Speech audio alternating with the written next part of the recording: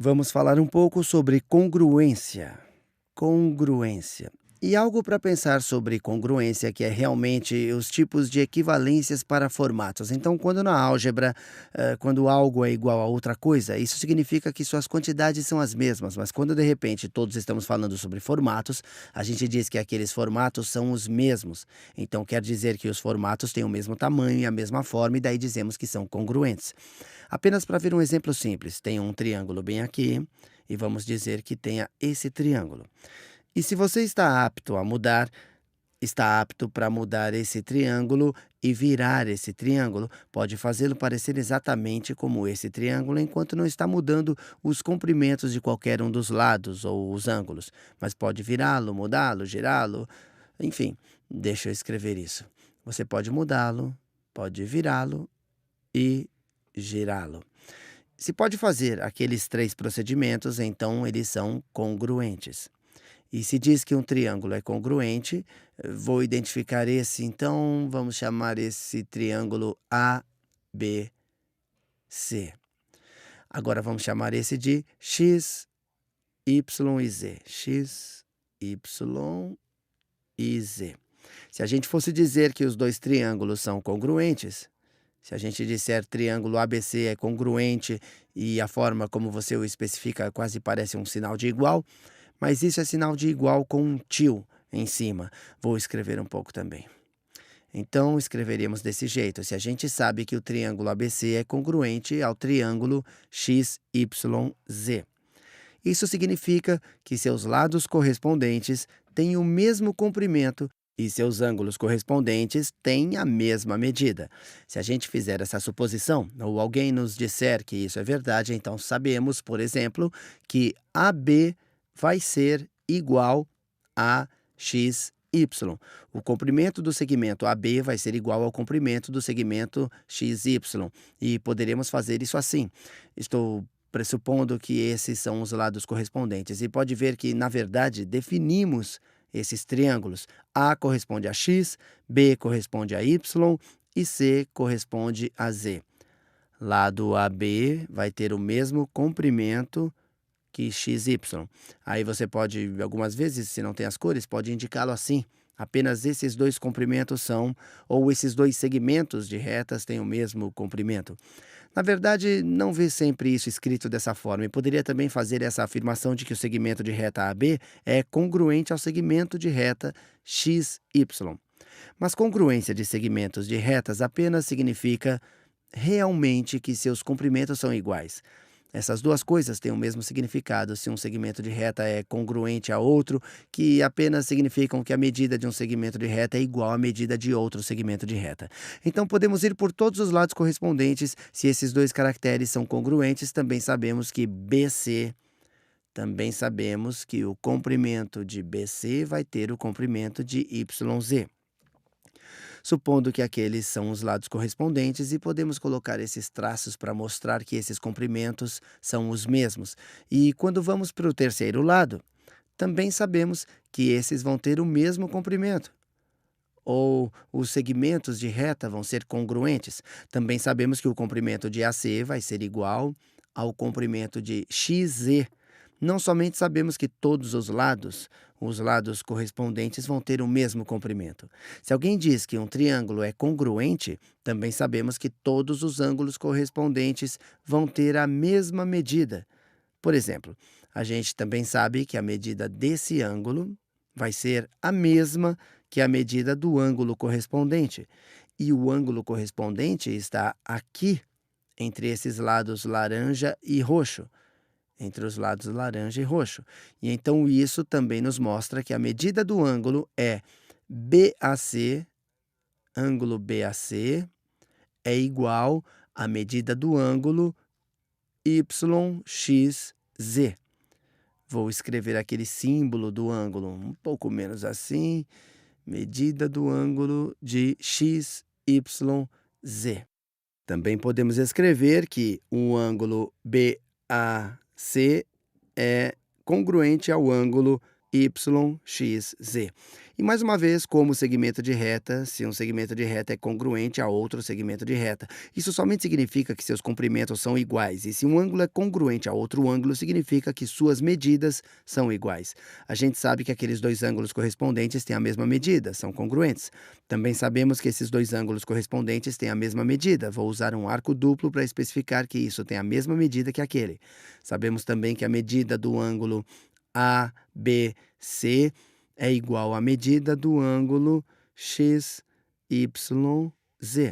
Finalmente, sabemos que esse ângulo, se sabemos que esses dois caracteres são congruentes, então esse ângulo vai ter a mesma medida que esse ângulo, como um ângulo correspondente. Então sabemos que essa medida de ângulo ACB vai ser igual à medida do ângulo XZY. Agora, o que temos que nos preocupar é como vamos provar a congruência? Porque é legal, porque se você pode validar a congruência de dois triângulos, então tudo, de repente, dá para fazer com que todas essas suposições e o que vamos descobrir, e isso vai ser. Vamos pressupor isso para o objetivo do curso Geometria Descritiva. Isso é um axioma ou um postulado, ou apenas algo que você supõe. Deixa eu escrever isso aqui. Um axioma. Palavra bonita, né? Postulado, outra palavra interessante. Isso realmente só significa quais coisas vamos supor que são verdadeiras. Um axioma, algumas vezes tem algumas diferenças características, algumas vezes onde alguém diria um axioma é algo que se mostra por si só, ou uma verdade universal que é definitivamente verdade e apenas o adquirimos, não pode provar um axioma. Um postulado tem mais ou menos a mesma função, mas algumas vezes vamos apenas supor que isso é verdade e ver se supomos que isso é verdade, o que podemos provar se supomos suas verdades. Mas para o objetivo da aula de geometria descritiva e realmente a maior parte na matemática, hoje utiliza essas duas palavras de forma intercalada. Um axioma ou um postulado, apenas palavras extravagantes, coisas que tomamos como dadas, coisas que apenas supomos, não vamos prová-las. Vamos começar com essas suposições e então vamos apenas construir de lá. E o que veremos na geometria, principalmente, é o axioma, ou o postulado.